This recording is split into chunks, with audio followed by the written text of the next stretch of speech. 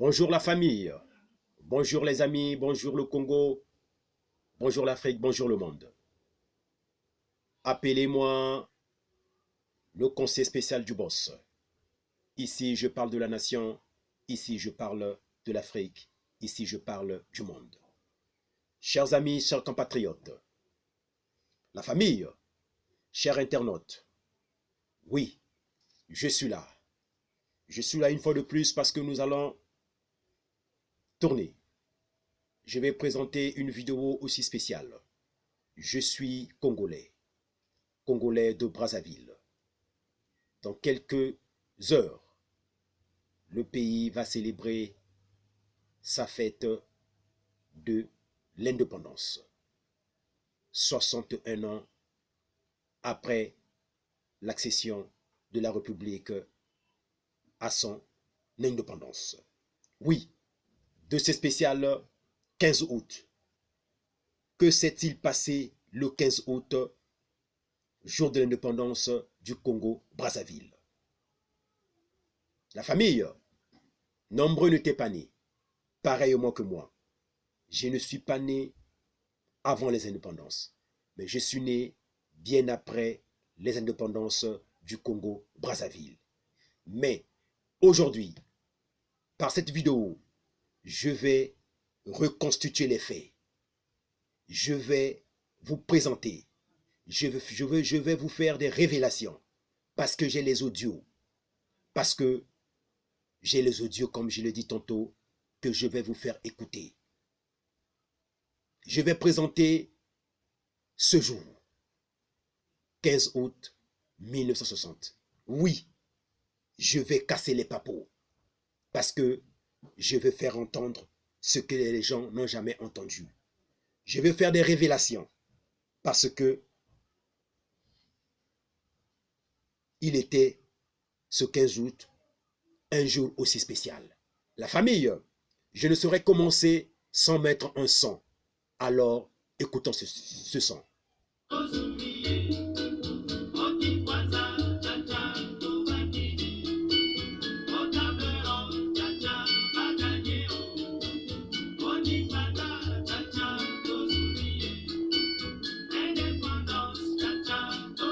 La famille, oui, la chanson, c'est bien la chanson de notre doyen, le grand Calais, l'homme qu'on appelle Kabasele, indépendance Tcha-Tcha.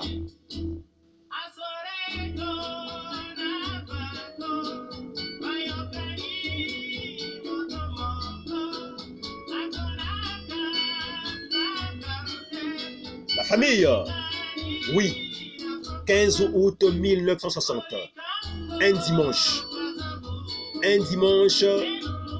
un jour d'ascension. Le 15 août 1960 était un jour d'ascension, une fête chrétienne, une fête catholique. C'est bien ça.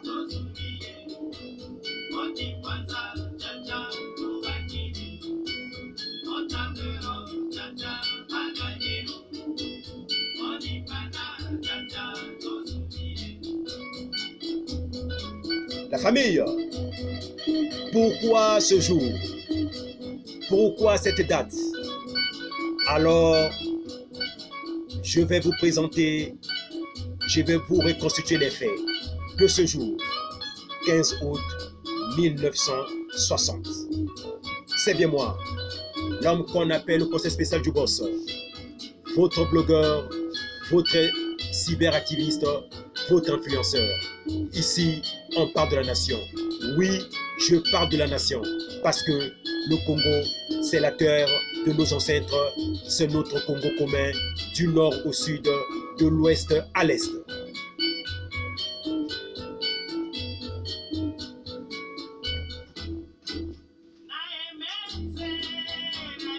C'est bien cette chanson qui était une chanson phare pour célébrer les indépendances des États africains. C'est bien ça.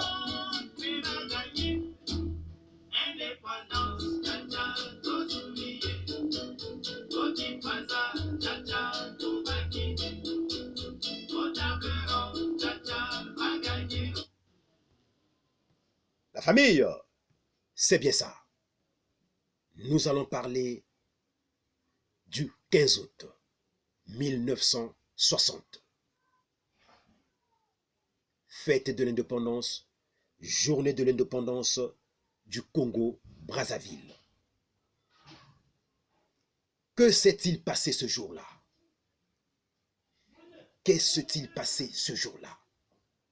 Pourquoi ce choix? Alors, nous allons nous poser des questions. Nous allons ensemble comprendre les enjeux. Nous allons ensemble voir comment était ce jour du 15 août 1960. Je vais vous faire écouter les discours de l'envoyé spécial du général de Gaulle. Et je vais vous faire écouter l'allocution de circonstance du premier président de la République du Congo. C'est bien le président Youlou. Oui, c'est bien le premier président de la République du Congo. Oui, c'était un dimanche. Pas comme les autres dimanches. Un jour de fête catholique. Pourquoi ce jour? Pourquoi le 15 août comme jour de l'indépendance? Ce sont des questions. N'oublions pas que le premier président congolais était un abbé. C'est bien l'abbé Fulbert Youlou. Pourquoi l'absence du général de Gaulle? Ce sont les questions que nous allons nous poser.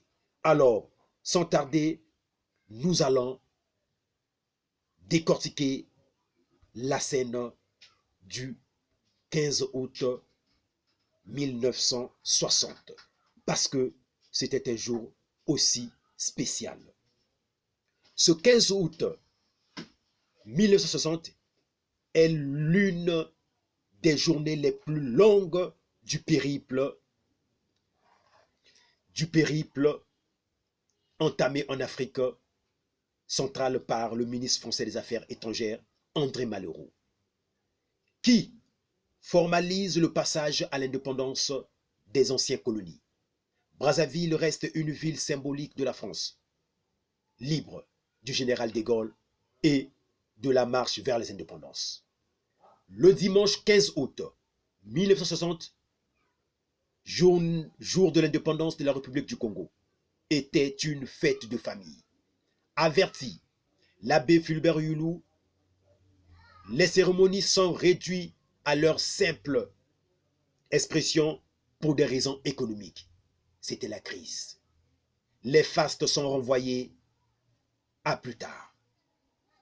C'est à minuit, dans les jardins de la résidence du haut-commissaire, qu'ont lieu les premiers discours.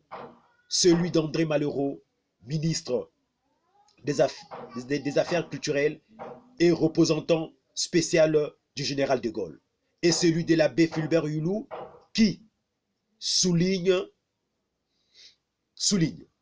notre ascension à l'indépendance se réalise dans la paix et l'unité en complet accord avec la France, à laquelle nous adressons notre gratitude et notre affection. Il rend ensuite un hommage appuyé au chef de l'État français. Dans cette historique, nos pensées se tournent vers le général de Gaulle, l'homme de Brazzaville, le glorieux artisan de notre liberté et notre indépendance. Le canon tire sans un coup et dans la ville résonnent les tam-tams de la fête. C'est bien ça. Rapporte les journalistes témoins. André Malraux passe la nuit à la case de Gaulle. C'est bien le 15 août. La famille, suivez. À 8 heures, l'abbé Fulbert Youlou, accompagné du ministre André Malraux, participe en la basilique Sainte-Anne de Brazzaville à la messe, parce que le dimanche était une journée, je dis bien, de l'Ascension.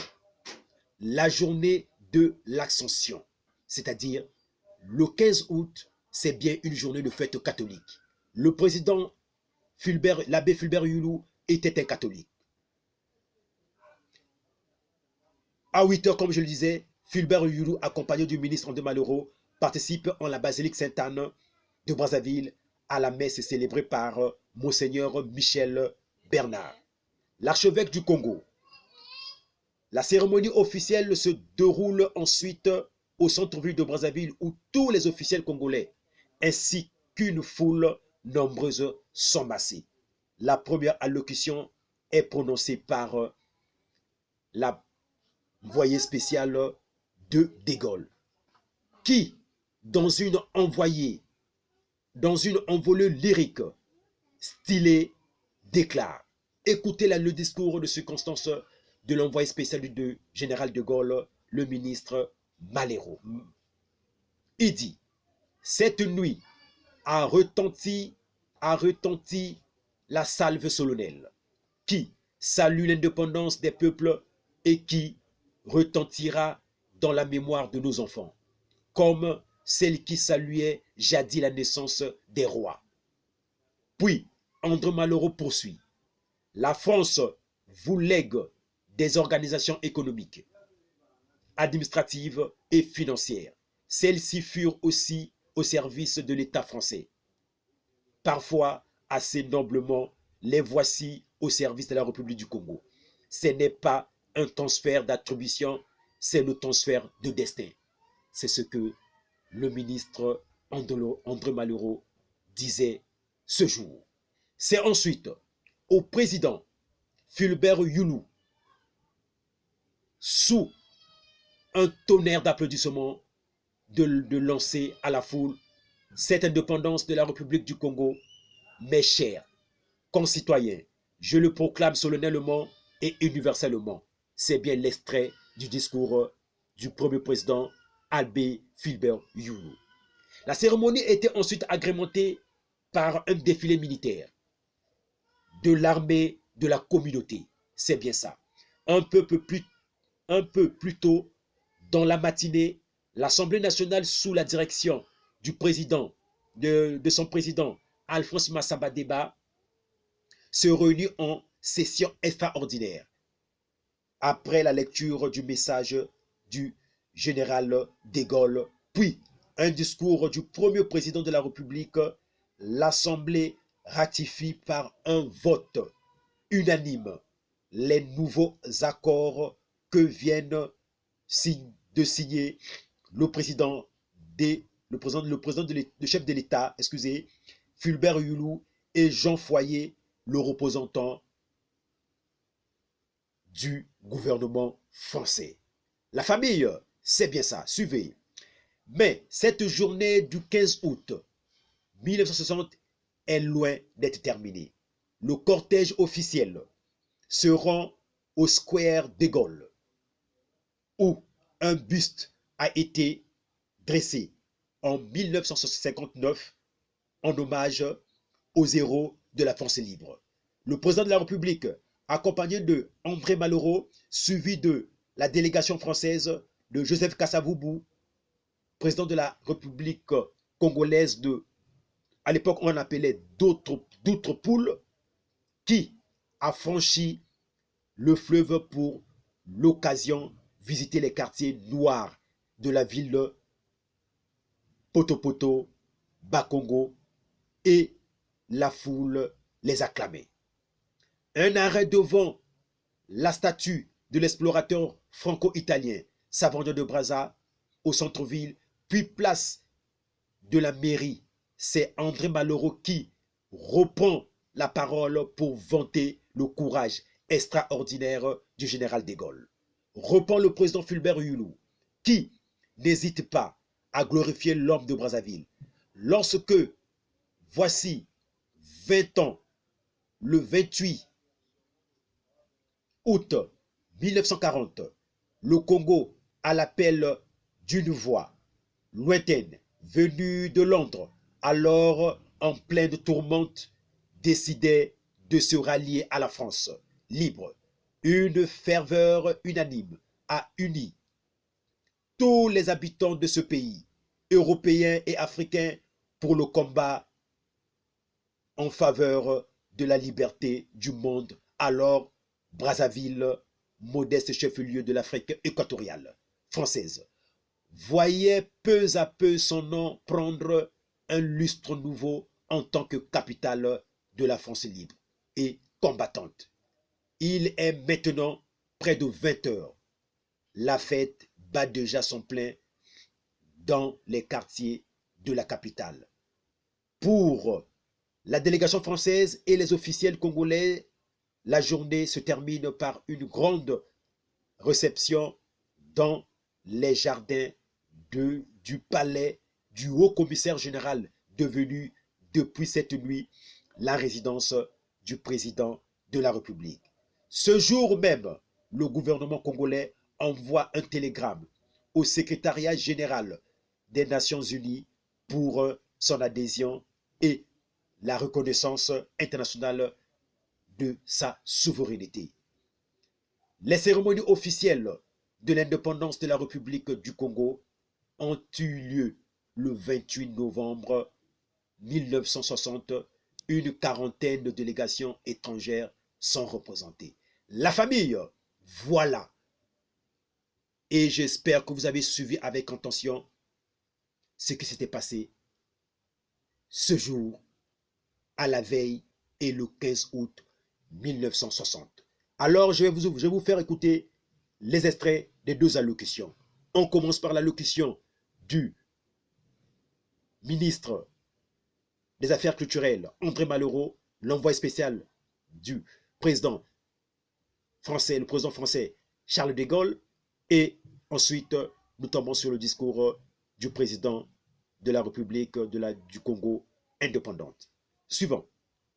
Venant de Bangui, M. André Malraux, accompagné de M. Yvon Bourges, ancien haut-commissaire général à Brazzaville, et de M. Georgy, haut représentant de la République française, de M. Foyer et Focard, respectivement secrétaire d'État à la communauté et secrétaire général de la communauté, étaient arrivés à l'aérodrome de Maya-Maya, où ils avaient été accueillis par M. l'abbé Fulbert Dioulou, président de la République congolaise, entouré des membres du gouvernement, au premier rang duquel on remarquait M. Jacques Opango, leader de l'opposition, depuis hier ministre d'État. Dans la matinée, l'Assemblée nationale congolaise, au cours d'une séance extraordinaire, avait ratifié les accords de coopération avec la France.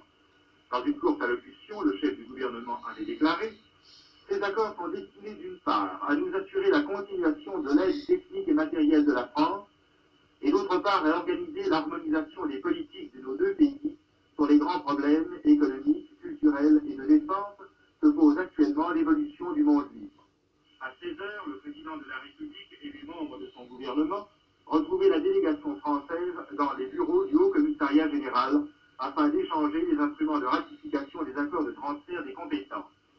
Cérémonie brève et mouvante dans sa sécheresse, au cours de laquelle M. André Malraux a lu le message adressé par le général de Gaulle au Congo indépendant. Voici maintenant, messieurs, le message que le général de Gaulle adresse en ce jour historique à la jeune République du Congo. En complet accord et en pleine amitié avec la France, la République du Congo accède à la souveraineté internationale. Brazzaville, ville pour toujours illustre dans le monde des peuples libres. Hier, au lieu de la France combattante, aujourd'hui centre actif du développement de tout un peuple, devient la capitale d'un État indépendant. Unis au sein de la communauté que la République française et la République du Congo poursuivent fraternellement leur œuvre, et mon vœu le plus ardent, vive le Congo, vive la France, Charles de Gaulle. Ce soir, les balles populaires et les tam-tams feront entendre leur flonflon tard dans la nuit. Et à 0 heure, quand un coup de canon annonceront l'indépendance de la République du Congo. Ici Jean-Pierre David, qui vous a parlé de Brazzaville. Monsieur. La famille, je crois que vous avez suivi avec attention les propos de l'envoyé spécial du général de Gaulle, venu à Brazzaville proclamer l'indépendance du Congo. Alors, sans tarder, nous allons écouter la locution de circonstance du président de cette nouvelle république le 15 août 1960 à Brazzaville. Monsieur le représentant C'est du bien président de l'abbé la Fulbert communauté, Yulu. Excellences, mes chers compatriotes, mesdames, messieurs, à quelques pas d'ici, dans ce stade auquel notre reconnaissance émue a donné le nom d'un grand Français de race noire, le gouverneur général Félix Éboué, dont nous avons honoré hier la mémoire dans le stade Éboué, dis-je, voici près de 2 ans, le général Charles de Gaulle exposait aux populations congolaises sa conception de la communauté franco-africaine destinée à transformer le régime désuet de la colonisation en un régime de coopération fraternelle et d'entraide. À son appel, nous avons tous répondu d'une manière unanime par le oui massif du référendum du 28 septembre 1958. Le 28 novembre de la même année, l'Assemblée territoriale proclamait que l'ancien territoire devenait la République du Congo. Le 28 juillet 1959, l'Assemblée nationale a ratifié les accords passés avec la République française par lesquels nous avons accédé cette nuit même à l'indépendance. Cette indépendance de la République du Congo, mes chers concitoyens, je la proclame solennellement et universellement en présence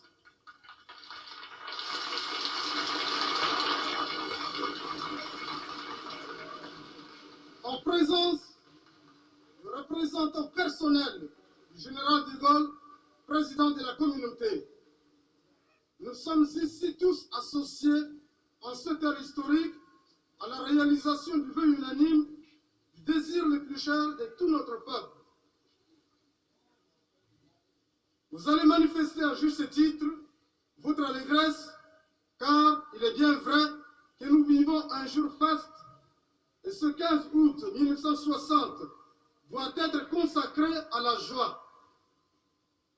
Mais cette journée doit être aussi un moment de réflexion, car elle marque une étape essentielle de la vie de notre État. Surtout, nous garderons précieusement le message que nous a apporté l'homme qui, pour nous, symbolise de manière si prestigieuse la France et la communauté. Le général de Gaulle a su apporter à l'Afrique la liberté, l'indépendance dans l'amitié, la fraternité et l'union. Il en soit à jamais remercié.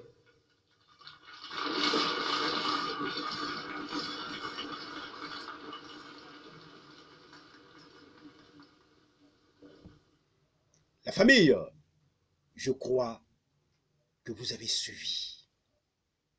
Vous avez suivi les 2 allocutions et vous vous êtes fixés. Vous avez suivi le commentaire que j'ai eu à préparer et vous avez suivi les 2 allocutions. Vous êtes fixés sur que s'est-il passé le 15 août 1960, jour de l'indépendance de la République du Congo. Alors la famille, la question est celle de savoir pourquoi le président français, le général de Gaulle, était absent. C'est une question. Oui, nombreux souhaitaient que ça soit le général de Gaulle.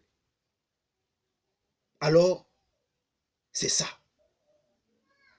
Mais je crois, Brazzaville, capitale de l'Afrique, de la France libre, allait célébrer ce jour avec la présence du général de Gaulle.